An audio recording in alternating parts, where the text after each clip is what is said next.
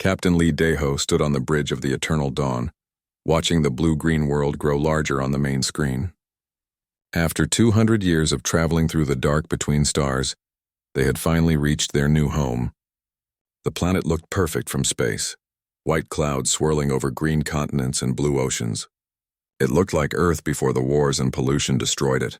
"Captain, we're receiving strange readings from the planet's surface," said Navigator Yoon Ji-ho, her fingers dancing across her control panel. She was young, barely 25, one of the first generation born during the long journey to this distant world. Lee walked over to look at her screens. Strange geometric shapes dotted the largest continent, too regular to be natural formations. They looked like buildings, but unlike anything humans had ever made. The structures were tall and thin, made of what appeared to be crystal or glass, catching the sunlight and throwing it back in rainbow patterns. "Are we sure this planet was empty when our probes first scanned it?" Lee asked Dr. Park Hyejin, the ship's chief scientist. She had been studying this world for the past 5 years as they approached it. Dr. Park frowned at her data. "The probe signals were over 250 years old when we received them. A lot can change in that time." She pulled up images on her screen. "These structures? They're definitely artificial. And look at this. They're generating some kind of energy field." Engineer Kim Taemin joined them, wiping grease from his hands. He had been working in the engine room for 16 hours straight, trying to keep their old ship running just a little longer. "Captain, I have to tell you something. Our fuel reserves are almost gone. We used the last of our emergency supplies just to slow down enough to enter orbit. If this doesn't work out..." He didn't need to finish the sentence. Everyone knew there was no going back. Ambassador Choi So-young looked up from her translation computers. She had spent years preparing for first contact with alien life, though everyone had hoped they would find an empty world. "Sir, if there are people down there, we should try to talk to them. Maybe they'll let us share their world." Lee stared at the planet below. 50,000 humans slept in the cryochambers throughout the ship. They were the last survivors of Earth, fleeing a world that could no longer support human life. The great cities had fallen one by one to rising seas and poisoned air. The generation ships had been humanity's final hope, a desperate gamble to find new worlds among the stars. "Sir, we're detecting movement," Yoon reported. "Multiple objects rising from the planet's surface. They're heading our way." The bridge fell silent except for the hum of computers and life support systems. Lee watched the tactical display as dozens of small objects left the planet's atmosphere and moved toward their ship. They were fast, much faster than anything humans could build. "Are they weapons?" Lee asked. Kim checked his scanners. "I don't think so, Captain. No energy weapons, no missiles. They look more like ships, small ones." The alien vessels were beautiful. As they came closer, the crew could see they were made of the same crystal material as the structures on the planet. They moved without any visible engines, gliding through space like living things. Each ship was different, some long and thin like needles, others round like soap bubbles, all of them glowing with soft inner light. "They're trying to communicate," Choi announced, excitement in her voice. "They're sending mathematical sequences, prime numbers, then geometric patterns. It's peaceful. They're welcoming us." Lee felt a mix of relief and worry. Relief that the aliens weren't attacking. Worry about what would happen next. His people needed a home. But this world clearly belonged to someone else. "Can you talk back to them?" he asked Choi. "I'm trying. I'm sending the same mathematical patterns back to them, then adding our own. Basic things, showing them we understand numbers, that we're intelligent." Her hands moved quickly over her communications equipment. The response came immediately. The alien ships began broadcasting complex patterns of light and sound. Even without understanding the language, it felt like music, beautiful and welcoming. "They want us to follow them down to the planet," Choi translated after several minutes of careful listening. "They're offering us sanctuary." The word doesn't translate perfectly, but it means safe harbor protection. Dr. Park was studying the energy readings from the planet. "Captain, look at this. The atmosphere is perfect for human life. The gravity is just right. Even the day length is almost exactly 24 hours. It's like this world was made for us." Lee made his decision. "Wake up the colony leaders. We need to discuss this properly. But first, send a message to our new friends. Tell them we're grateful for their welcome, and that we'd like to learn more about them." As the alien ships led them toward the planet, Lee couldn't shake a strange feeling. The world below was too perfect, the welcome too generous. In his experience, when something seemed too good to be true, it usually was. But what choice did they have? Behind them lay the cold emptiness of space and the dead world they had fled. Ahead lay their only chance for survival. The eternal dawn followed the crystal ships down toward the planet's surface. Through the windows of the bridge, Lee could see vast cities of glass and light spreading across the continents below. Gardens of crystal trees sparkled in the sunlight, and silver rivers wound between hills that looked like they were carved from precious stones. "It's beautiful," whispered Yoon, staring down at their new home. Yes, Lee agreed, but his soldier's instincts were warning him. Beautiful things in space were often the most dangerous. Still, his people needed a home, and this world was offering them one. As they descended through the atmosphere, the alien ships arranged themselves in what looked like an honor guard around the human vessel. Their new hosts were certainly making them feel welcome. Lee just hoped that welcome would last once the aliens learned more about what humans were really like. The future of the human race was about to begin on this crystal world, but Lee couldn't help wondering if they were flying toward salvation or something else entirely. 3 months had passed since the humans landed on the crystal world.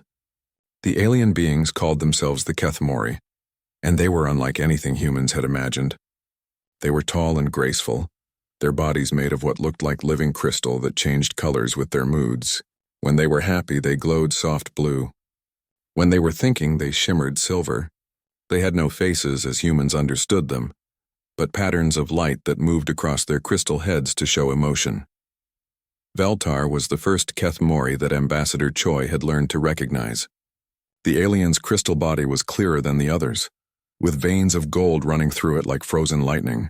Veltar seemed to be some kind of scientist or teacher, always eager to learn about human culture and share knowledge about their own. "Your people are fascinating," Veltar told Choi during one of their daily meetings. The alien's voice was like wind chimes mixed with soft music, created by vibrations in its crystal body. "So many different faces, so many different ways of thinking. We have studied your art, your music, your stories. Such beautiful chaos." The word chaos made Choi uncomfortable, but she smiled politely. The Kethmori had been nothing but kind to the humans. They had given them an entire continent for their new colony, with rivers full of clean water and soil perfect for growing earth crops. The only request was that humans stay away from certain areas where the Kethmori tended their sacred crystal groves. Colony leader Bae Sung-ho was more than happy with the arrangement. He had been pushing to wake up more humans from cryosleep and start building their new city faster. "This is paradise," he told Captain Lee during their weekly council meeting. "The Kethmori don't want anything from us except friendship. We should be grateful." Dr. Park wasn't so sure. She had been studying the alien technology and biology, and there were things that bothered her. "Their cities are incredible," she admitted, "but I can't figure out how they work. The crystal structures seem to be alive somehow, growing and changing. And the energy they use, it's unlike anything we've ever seen." "Maybe they're just more advanced than us," suggested Engineer Kim. He had been working with Kethmori, technicians, to set up the colony's power systems. "Their people have been here for millions of years.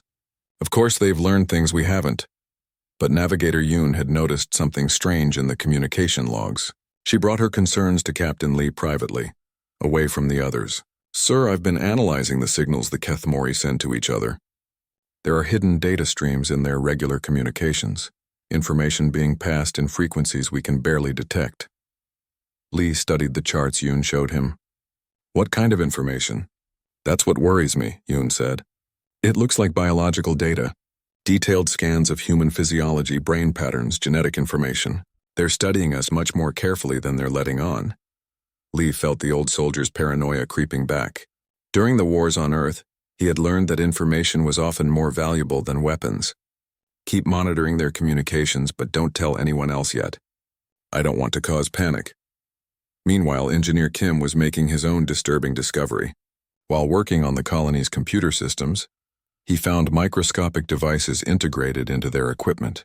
They weren't malicious. They seemed designed to help the systems work better. But the fact that the Kethmori had modified human technology without asking permission was troubling. The crystal beings claimed they were just trying to help. making the human machines work better in their world's environment. Veltar explained it as a gift, a way of showing friendship. But Kim couldn't shake the feeling that something was wrong. "It's too small to be dangerous," he told Dr. Park when he showed her the microscopic additions. "But it's definitely alien technology. They've integrated it so perfectly with our systems that I almost missed it." Dr. Park examined the tiny devices under her most powerful microscope. "These are incredibly sophisticated. They're not just helping our machines work, they're monitoring them, recording data about how we use technology, how we think, how we solve problems." The real shock came when Professor Han Myung-soo, the colony's chief archaeologist, made a discovery that changed everything. He had been exploring some old ruins on the far side of their continent, looking for clues about the planet's history. What he found in a deep underground chamber made his blood run cold. The chamber was huge, carved from solid rock and lined with crystal formations. But it wasn't empty. Preserved in crystal matrices throughout the room were creatures from dozens of different worlds. Each one was perfectly maintained, as if they had just fallen asleep. There were beings with 6 arms and purple skin, others that looked like giant insects, some that seemed to be made of energy rather than matter. Near each preserved being was a crystal tablet covered with Kethmori writing, along with what looked like samples of their technology, art, and cultural artifacts. It was like a museum, but the exhibits were real people from real civilizations. Professor Han counted over 200 different species in that chamber alone. When he explored deeper into the ruins, he found more chambers, each one filled with more preserved beings.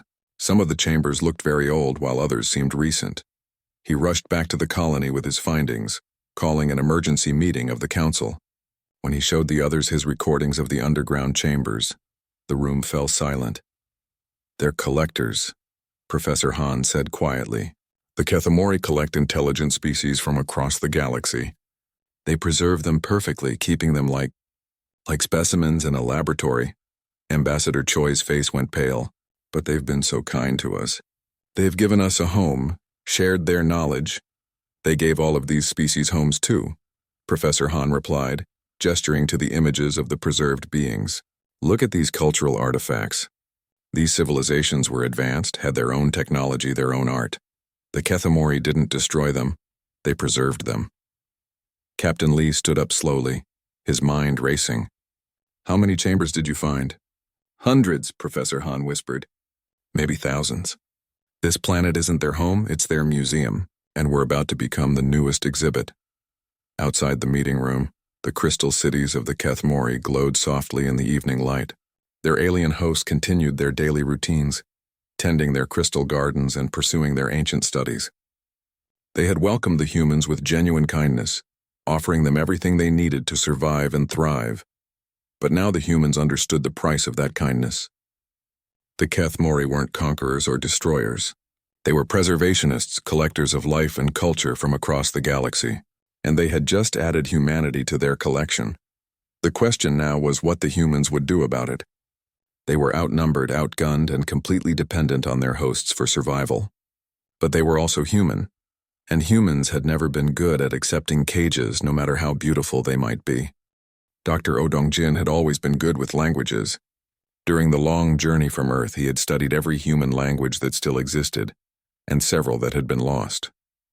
Now he was using those skills to decode the deeper meanings hidden in Kethmori communications.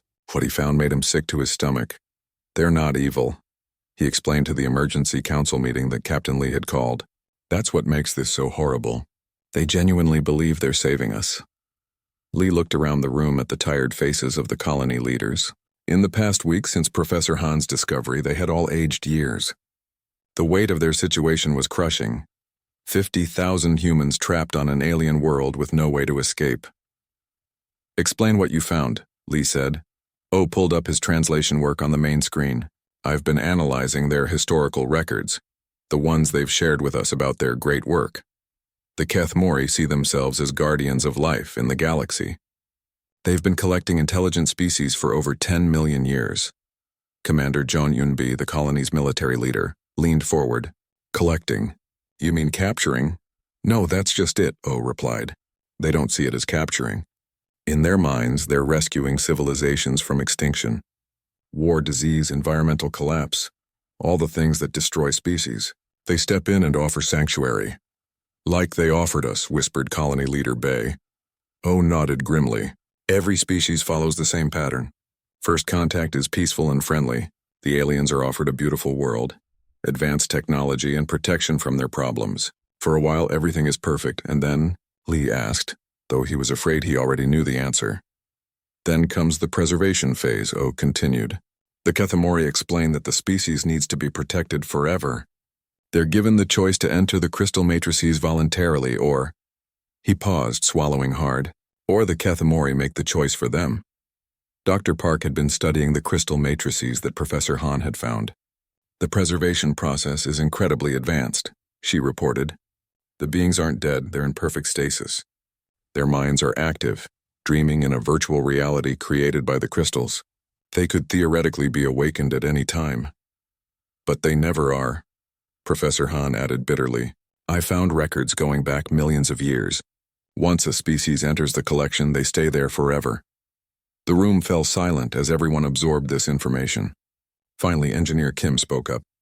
What about the ones who don't go voluntarily? O's translation work had covered that too.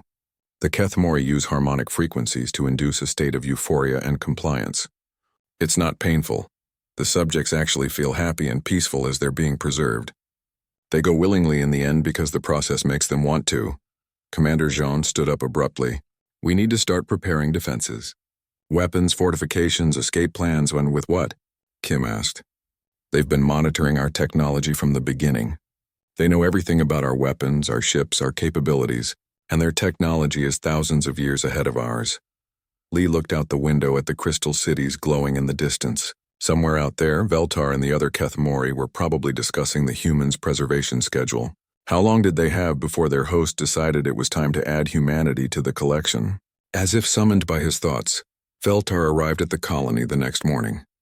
The crystal being's body was glowing with warm, friendly colors as it approached the meeting hall where the human leaders were gathered. Greetings, dear friends. Veltar's musical voice filled the room. We have wonderful news to share with you. Ambassador Choi stepped forward, trying to keep her voice steady. What kind of news, Veltar? The Council of Preservation has reviewed your species and culture. You have been approved for eternal preservation in our collection. This is a great honor. You will join thousands of other species in our care, protected forever from the dangers of the galaxy. The humans exchanged glances. There it was. The trap was finally closing. What exactly does preservation involve? Lee asked carefully. Veltar's crystal body brightened with what the humans had learned to recognize as excitement. You will be taken into our crystal matrices, where your consciousness will exist in perfect harmony. No more pain, no more fear, no more death. You will experience eternal bliss while we maintain your bodies and culture for all time. And if we refuse? Commander John asked bluntly. The crystal being's light dimmed slightly, showing confusion. Refuse, but why would you refuse such a gift? Every species initially feels uncertain, but once they understand the beauty of preservation, they embrace it gladly. Dr. Park spoke up. What about the species that don't embrace it gladly? They are helped to understand, Veltar replied simply. The harmonic frequencies we use create a state of perfect peace and acceptance. No one suffers during preservation, quite the opposite. They experience the greatest joy of their existence as they join our eternal collection. Lee felt his soldiers' instincts kicking in. The enemy had revealed their plan. Now it was time to figure out how to fight back. When would this preservation begin? Very soon, Veltar said happily. We are preparing the matrices now. The first group of humans will be preserved within the next few rotations. We will start with your leaders and most accomplished individuals, then gradually include the rest of your population. After Veltar left, the human leaders sat in stunned silence. They had perhaps a week before the Kethamori began their preservation process. Once it started, there would be no stopping it. We need to warn everyone, Bay said. The colonists need to know what's coming. And cause a panic? Commander Jones shook her head. We need to be smart about this. Half our people are already fascinated by Kethamori culture. If we tell them about the preservation process, some of them might actually volunteer for it. She was right, Lee realized. The crystal beings had been very careful to make their world seem like paradise. Many of the colonists were already talking about how much better life was here than it had been on dying Earth. The idea of eternal bliss might actually appeal to some of them. We need a plan, Lee said finally. Something the Kethmori won't expect. Over the next few days, small groups of trusted humans began meeting in secret. They couldn't use their normal communication systems. The Kethmori were monitoring everything. Instead, they passed messages by hand and met in hidden locations away from the Crystal City's sensors. But even as they planned, the preservation process began. The first humans to be taken were the sick and elderly, people the Kethmori claimed would benefit most from the crystal matrices. The victims went peacefully, their faces showing the euphoric effects of the harmonic frequencies. Those who witnessed the preservation said it looked beautiful. The humans simply laid down in crystal formations that grew around them, their bodies becoming part of the living crystal. Their faces showed perfect peace and happiness as they were absorbed into the matrices. But Lee knew the truth. Each person who entered the crystals was lost forever, their consciousness trapped in an alien dream, while their bodies became museum pieces for creatures who thought they were being kind. The time for diplomacy was over. If humanity was going to survive, they would have to do what they had always done when faced with extinction: fight back with everything they had, no matter how impossible the odds seemed. Sergeant Nam Kiwu had fought in the last wars on Earth before the evacuation. He was a small, tough man with scars on his hands and a permanent frown on his weathered face. When Captain Lee came to him with an impossible mission, Nam just nodded and asked what tools he had to work with. "We can't fight them with conventional weapons," Lee explained in the hidden cave where the resistance was meeting. "Their technology is too advanced. But maybe we can fight them with something they don't understand." "Which is what?" Nam asked. "Human stupidity," Lee replied grimly. "Human anger. Human refusal to accept the logical choice when that choice means giving up our freedom." Dr. Shin Hai-Rin had been studying the Kethmori biology samples that Dr. Park had secretly collected. She was young for a weapons researcher, barely 30, but she had trained under Earth's best military scientists before the evacuation. Her findings gave them their first real hope. "The Kethmori are perfectly logical beings," she explained to the resistance leaders. "Their crystal bodies conduct energy in predictable patterns. They think in harmonic frequencies and mathematical progressions. They can't understand chaos." She pulled up brain scans of humans under stress. "Look at this. When humans get angry or scared, our neural activity becomes completely random. Our brainwaves create electromagnetic interference that disrupts their harmonic control frequencies."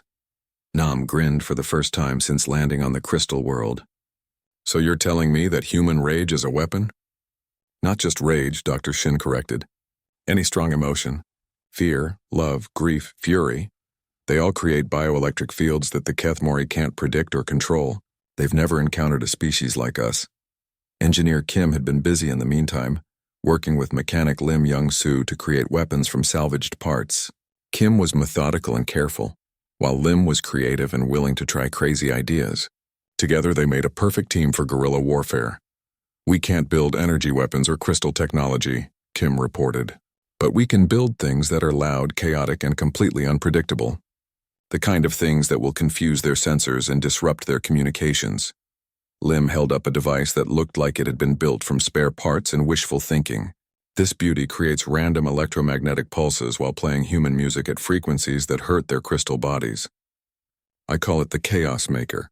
The resistance grew slowly and carefully. They recruited humans who had shown signs of stress or anger, people the Kethmori considered difficult, and had marked for early preservation. These were exactly the kind of people who would never accept their crystal prison willingly. Navigator Yoon became their intelligence specialist, using her skills with communication systems to monitor Kethmori activities. She discovered that their hosts were growing frustrated with human unpredictability. "They're having trouble with the preservation schedule," she reported. "Some humans are resisting the harmonic frequencies. The crystal matrices aren't forming properly around subjects who are experiencing strong negative emotions." This gave Dr. Park an idea. Working with Dr. Shin, she began developing what they called emotion amplifiers, devices that increased human stress responses and made them even more chaotic to Kethmori senses. "We're turning our worst traits into weapons," Dr. Park explained. "Human paranoia becomes intelligence gathering. Human aggression becomes tactical advantage. Human emotional instability becomes a way to jam their control systems. The first real test came when the Kethmori tried to preserve a group of 20 humans who had been causing disruptions in the colony. These were people who had been asking too many questions, complaining about the restrictions, and generally making trouble. Nam's guerrilla team was ready. As the Kethmori approached with their harmonic preservation devices, the humans began screaming, shouting, playing loud music, and generally creating as much chaos as possible. The bioelectric interference from their emotional outburst overloaded the alien control systems, but the real surprise came when Mechanic Lim triggered his chaos makers. The devices filled the air with random electromagnetic pulses, competing frequencies, and the sound of human music played backwards at ear-splitting volume. The Kethmori crystal bodies began to resonate uncontrollably, their harmonic frequencies disrupted by the cacophony. For the first time since humanity had arrived on the crystal world, the Kethmori retreated in confusion. "They can't handle us when we're being chaotic," Nam reported back to the resistance leaders. "Their whole society is based on order and predictability. We're like a virus in their system." Encouraged by this success, the resistance began a campaign of psychological warfare, unlike anything the galaxy had ever seen. They used human creativity, irrationality, and sheer bloody-mindedness as weapons against an enemy that couldn't understand them. Engineer Kim began sabotaging the colony's systems in ways that looked like accidents, but created maximum confusion. Mechanic Lim built devices that served no logical purpose except to annoy and confuse the Kethmori.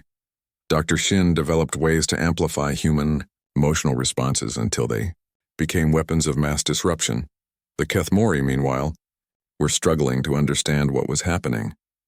They had preserved thousands of species over millions of years, but none had ever behaved like the humans. Their careful, logical preservation process was breaking down in the face of human illogic. Veltar came to Ambassador Choi with genuine confusion showing in the aliens' crystal patterns. "Your people are behaving very strangely," the being said. "They are rejecting paradise and choosing suffering. This makes no sense to us." Choi, who was secretly feeding information to the resistance, smiled sadly. "You're trying to understand us with logic, Veltar. But humans don't work that way. We're not logical, we're not predictable, and we're definitely not easy to preserve." The real breakthrough came when Dr. Park discovered the location of the Kethmori's main preservation facility. It was a massive crystal complex hidden beneath their capital city, where thousands of preserved species dreamed in eternal stasis.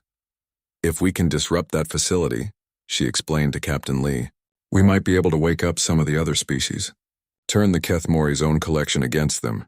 It was a desperate plan, but then again humans specialized in desperate plans. Nam began organizing teams for a direct assault on the Crystal City, while Kim and Lim worked on weapons that could function in the high-energy environment of the preservation facility. The Kethmori, sensing something was wrong, began accelerating their preservation schedule. They started using stronger harmonic frequencies, trying to force human compliance. But the stronger they pushed, the more the humans resisted, and the more chaotic their bioelectric interference became. As the final confrontation approached, both sides were learning uncomfortable truths about each other. The Kethmori were discovering that their perfect logical universe had a flaw. They couldn't handle species that refused to be logical. And the humans were discovering just how monstrous they could become when their freedom was threatened. Captain Lee stood on a hill overlooking the Crystal City, watching the alien lights pulse in their perfect patterns. Soon those patterns would be disrupted forever. The humans were about to teach the galaxy's most successful preservationists that some species couldn't be preserved. They could only be set free or destroyed, and humanity had never been good at accepting destruction quietly. The attack began at dawn, when the crystal cities were at their most vulnerable. Sergeant Nam had studied the Kethmori patterns for weeks, learning that the alien beings entered a kind of meditative state each morning to synchronize with their world's energy fields. It was the perfect time to strike, but the humans weren't attacking to destroy. They were attacking to liberate. Captain Lee had made that clear to all the resistance fighters. Their target was the vast preservation facility beneath the Kethmori capital, where thousands of species dreamed in crystal prisons. Dr. Shin's emotion amplifiers worked better than anyone had hoped. As the human assault teams moved through the Crystal City, their artificially enhanced rage and determination created electromagnetic storms that disrupted every Kethmori system they encountered. The aliens' perfect harmony became chaos. Engineer Kim and Mechanic Lim had outdone themselves with the liberation devices. These weren't weapons designed to kill. They were tools designed to wake up the sleeping prisoners in the preservation matrices. The devices sent random pulses through the crystal networks, breaking the harmonic patterns that kept the preserved beings in stasis. The first species to wake up was something that looked like a cross between a spider and a tree. It had been asleep for over 50,000 years, dreaming in Kethmori paradise while its civilization was reduced to a museum display. When it opened its many eyes and saw humans fighting their way through the crystal corridors, it understood immediately what was happening. More species began awakening as the liberation devices did their work. Beings with 6 arms and purple skin, creatures made of living energy, things that defied human understanding, all of them waking up angry after eons of forced sleep. Navigator Yoon was coordinating the assault from the main facility, using the chaos of awakening prisoners to mask human communications. "We've got hundreds of species coming online," she reported to Captain Lee, "and they are not happy with their hosts." The Kethmori tried to respond to the invasion, but they had never faced anything like human warfare before. Their crystal bodies were designed for harmony and cooperation, not conflict. When the humans began using psychological tactics, playing disturbing music, creating visual chaos, and generally being as unpredictable as possible, the aliens couldn't cope. Veltar found Ambassador Choi in the middle of the battle, the crystal being's body flickering with confused colors. "Why are you doing this?" Veltar asked, genuine pain in its musical voice. "We offered you paradise. We offered you eternal peace." Choi looked around at the chaos surrounding them, humans and newly awakened aliens fighting side by side against their crystal captors. "You offered us a cage, Veltar. A beautiful cage, but still a cage, and humans have never been good with cages." "But you are destroying everything," Veltar protested. "The harmony, the order, the preservation of life itself. Without our collection, these species would have died out long ago." "Maybe," Choi admitted, "but they would have died free. You took away their choice, their future, their right to succeed or fail on their own terms. That's not preservation, that's imprisonment." The real horror for the Kethmori came when they realized what the humans were turning their preserved species into. Captain Lee had given very specific instructions to his people. Teach the awakened aliens how to fight back. Sergeant, Nam found himself leading a squad of beings that looked like walking crystals, not unlike the Kethmori themselves, but from a different world. They had been preserved for over 1,000,000 years, and their rage at their captors was beyond human understanding. "You want to hurt the tall crystal ones?" Nam asked in the crude sign language they had developed. The crystal beings pulsed with angry red light that needed no translation. "Good," Nam grinned. "Let me show you how humans fight." What followed was the galaxy's first lesson in human military tactics. The awakened species learned about guerrilla warfare, psychological operations, and most importantly, how to be unpredictable. The humans taught them that sometimes the best way to fight superior technology was to be too chaotic for that technology to handle. Dr. Park made a discovery that changed everything. Deep in the preservation facility's core, she found the Kethmori's central control system, a massive crystal formation that had been growing for millions of years. It contained the consciousness patterns of every species they had ever preserved, along with detailed records of their civilizations. "This is it," she told Captain Lee over the communication system. "This is their entire collection. If we can disrupt this crystal, we can free everyone at once. But disrupting the crystal would require more than just human technology. It would require the cooperation of every awakened species, all working together to create enough chaos to shatter the Kethmori's perfect order." The final battle took place in the heart of the preservation facility. Hundreds of different species all fighting alongside humans against their crystal captors. The Kethmori tried to use their harmonic weapons to restore order, but there were too many different types of consciousness creating interference. The humans had become something the galaxy had never seen before, liberators who specialized in chaos. They taught every awakened species the same lesson. Sometimes you had to become a monster to fight the monsters who thought they were being kind. Engineer Kim and Mechanic Lim placed their most powerful chaos device at the base of the central crystal. When it activated, the electromagnetic pulse was amplified by the anger and determination of hundreds of different species, all focused on the same goal: freedom. The crystal shattered. The Koch explosion of released consciousness was visible from orbit. Millions of preserved beings woke up at once across the planet, their minds suddenly free after eons of forced dreaming. The Kethemori's perfect preservation system collapsed in minutes. Veltar found Captain Lee in the ruins of the facility, the alien's crystal body dim and cracked. "You have destroyed everything we worked for," Veltar said sadly. "Millions of years of preservation, gone." Lee looked around at the chaos surrounding them, freed species celebrating their liberation, humans teaching guerrilla tactics to aliens, and the remains of the galaxy's greatest prison complex. "We didn't destroy your work, Veltar. We completed it. You wanted to preserve life in the galaxy. Well, now it's truly preserved, free to grow, change, and make its own choices. But without our guidance, they will fight each other. They will destroy themselves." "Maybe," Lee admitted, "but that's their choice to make. Freedom includes the freedom to fail." The aftermath of the liberation took months to sort out. The awakened species scattered across the galaxy, carrying with them human tactical knowledge and a new understanding of what freedom cost. Some went home to worlds that had changed beyond recognition. Others stayed to help build something new on the crystal world. The Kethmori themselves became the preserved ones, their civilization studied and protected by the very species they had once imprisoned. But they were not put in crystal matrices. They were allowed to continue their research and philosophy, just without the power to force their version of paradise on others. Engineer Kim worked with scientists from dozens of different worlds to reverse engineer Kethmori technology. The crystal beings' knowledge of energy and consciousness would help the galaxy in ways they had never imagined, but now it would be shared freely rather than used for control. Years later, Ambassador Choi, now elderly and gray-haired, received reports from across the galaxy. Human colonies were spreading among the stars, but they weren't conquering or colonizing. They were doing something else entirely. Wherever they went, humans were known by the same reputation.